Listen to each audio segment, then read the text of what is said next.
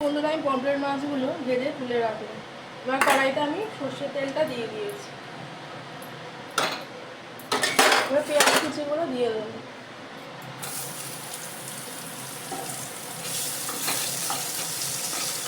পেঁয়াজ কুচি দেবো, আদা রসুন পেস্ট দেবো আর টমেটো সস দেবো।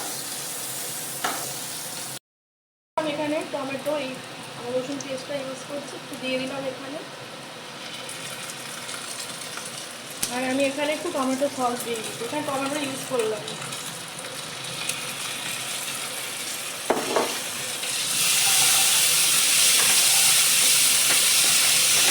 ভালো করে মশলাটাকে কষিয়ে নেবে। এখানে আবার হলুদ গুঁড়ো লঙ্কা গুঁড়োটাই রয়েছে।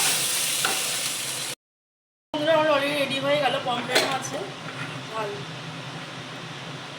ভিডিওটা ভালো লাগলে প্লিজ বন্ধুরা লাইক কমেন্ট শেয়ার সাবস্ক্রাইব করে যাচ্ছি। এখানেই শেষ করলাম। কালকে